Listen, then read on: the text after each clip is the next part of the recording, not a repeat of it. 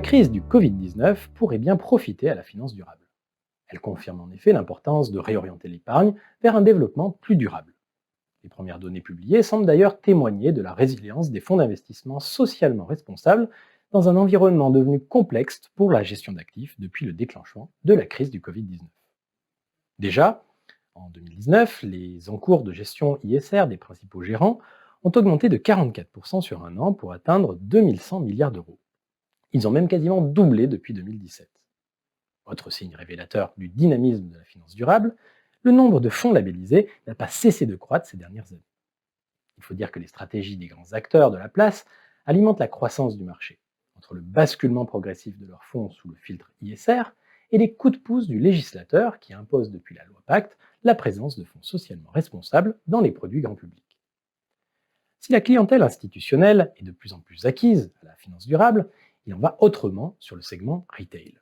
Pour séduire les Français qui expriment l'envie de donner du sens à l'argent, les gérants multiplient les stratégies d'enrichissement des offres.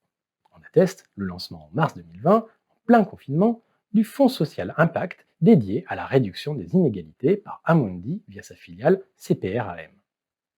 Mais les attentes des particuliers ne se concrétisent toujours pas en termes de collecte.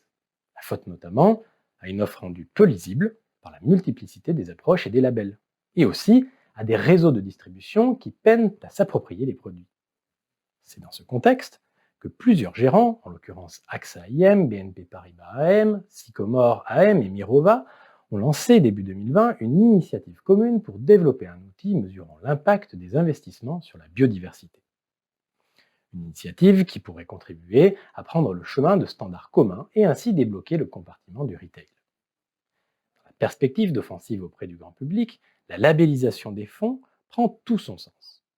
Gage de crédibilité, les labels resteront un important levier pour se démarquer et améliorer la visibilité des placements ISR.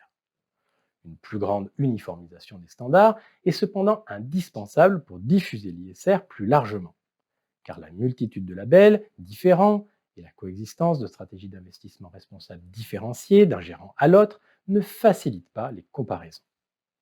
Les réseaux devront d'autant plus faire preuve de pédagogie sur la prise de risque et les horizons de placement que la crise s'accompagne d'une remontée notable de l'aversion au risque.